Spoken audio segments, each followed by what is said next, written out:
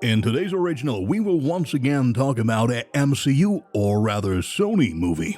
More precisely, we're referring to the upcoming Spider-Man 4 with Tom Holland. Almost 1 month after the movie's release, we would like to introduce you to the most important information and assumptions about the events after Spider-Man No Way Home and discuss the most common theories about the story. For all of you who have not seen No Way Home yet, there is of course an imminent risk of spoilers. Otherwise, we hope you enjoy our latest original.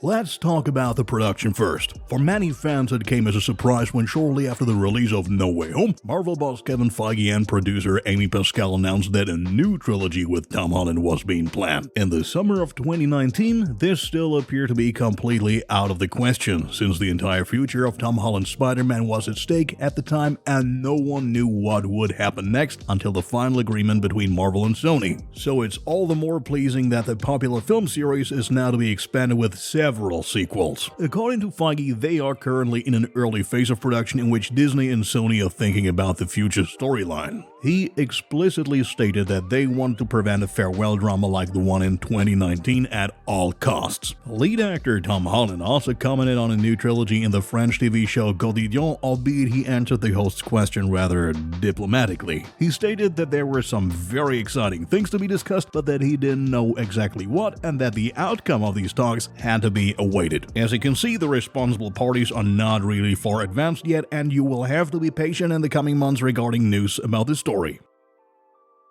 Next, let's shed some light on the story and especially the ending of Spider-Man No Way Home to then form possible theories from it. After Homecoming and Far From Home, No Way Home is the third Spider-Man movie with Tom Holland. The plot follows on directly from its forerunner and presents the superhero and his entire entourage with a major challenge as Mysterio uncovered Spider-Man's identity at the end of the second part and disclosed it to the world. Peter Parker, who's actually concerned about his anonymity, cannot cope at all with the unexpected fame. He's particularly burdened by the disadvantages that his friends and family suffer because of him, and so he decides to ask his co-Avenger Doctor Strange for advice. After a failed spell, the world is even more upside down than before, because now several universes have emerged which, in addition to all the villains of the Spidey films from the 2000s and 2010s, also brings the respective Spider-Man of Tom Holland, Tobey Maguire, and Andrew Garfield together. During the epic finale, it becomes clear that Doctor Strange can no longer control the many rifts in the multiverse,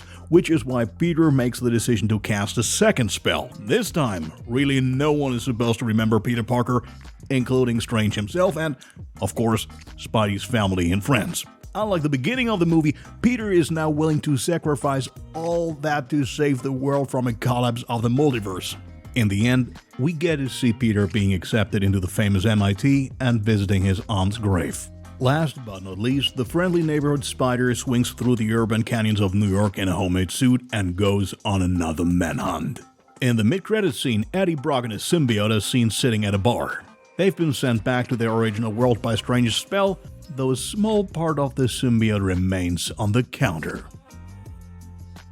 Let's now turn our attention to the theories about the upcoming Spider-Man 4. First of all, it's not clear yet which direction the new trilogy will take, but it seems that all signs point to a new start. The whole world has forgotten that Peter Parker is Spider-Man, so for now, Spidey is free to go on a manhunt undisturbed and come to terms with what has happened. Especially the loss of his Aunt May was very traumatic for him. In addition, he must cope with the fact that his friends do not recognize him anymore. When he finally visits MJ and Ned at the end of No Way Home and sees how wonderful and peaceful their lives are without him, he decides not to reveal his identity. However, we cannot imagine that the story of Peter Parker will be completely revisited. Instead, we will probably see a torn Spider-Man who has to consider every time anew how to deal with the situation. On the one hand, he may be the righteous superhero, but on the other hand, Peter Parker is still a human being, and he definitely wants his longtime friend Ned and his girlfriend MJ back.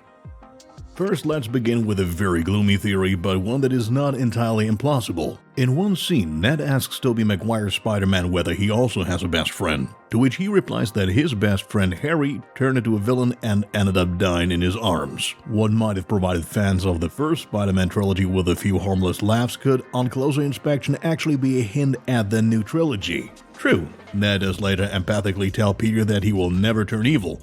However, even if that doesn't really fit into Spider-Man 4, we could still be in for a surprise. in part 5 or 6. Another clue to this is the plot in the comics. There, Ned was originally a co-worker of Peter's at the Daily Bugle and is later manipulated by a villain named Hobgoblin into eventually sacrificing himself for him. So, figuratively speaking, Ned dies just as Harry did in the arms of his best friend.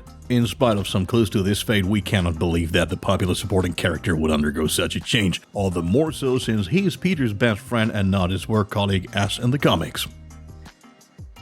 Many fans have been expecting Miles Morales to appear in some form alongside Peter Parker for a long time. The two Sony video games about the respective superheroes have already shown that this works wonderfully, and the duo would certainly look great on the big screen as well. For many, the appearance of a live-action Miles is the next logical step after all the multiverse is already being further expanded with Doctor Strange in the Multiverse of Madness. Finally, Peter could hand over the reins to Miles in part 5 or 6 and entrust his protege with a day-to-day business in New York City. An indicator for this could be a statement of Tom Holland from last November. At the time, he said he would be doing something wrong if he was still playing the role of Spider-Man at the age of 30. He would be depriving a younger successor of the opportunity to follow in his footsteps. He also did not rule out a female character either. However, a continuation of the story by Miles is much more likely because it is completely unclear what will happen to him after Spider-Man: A New Universe 2.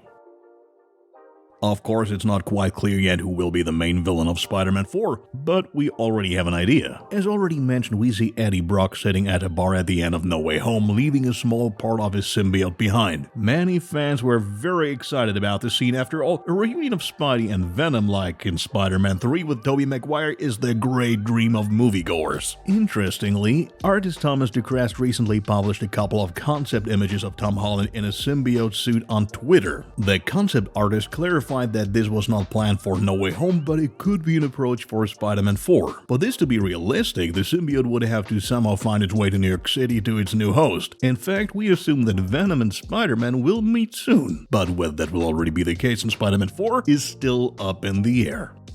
Our final theory concerns Peter's academic future. He could be accepted at the Massachusetts Institute of Technology, or MIT for short, just like MJ and Ned. This storyline would involve a change of location because the world-famous university is not located in New York, but in Boston, almost 350 kilometers away. The MIT is so interesting because another upcoming MCU heroine also studies there, namely Ironheart, who in turn is the dedicated successor of Iron Man, who died in Avengers Endgame. Not only could a rather complicated friendship develop between the two due to Peter's emotional connection to his mentor Tony Stark, but an appearance by Ironheart would also fit wonderfully into the MCU time-wise. The character of Riri Williams, as the superheroine's real name is getting her own series on Disney Plus anyway, and who knows, maybe the plot of the series will fit in beautifully with an upcoming Spider-Man 4. Well, that's it for today's original. What are your thoughts on our theories about the upcoming Spider-Man 4? Can you agree with our assessment, or do you have other, perhaps more unusual theories? See you next time!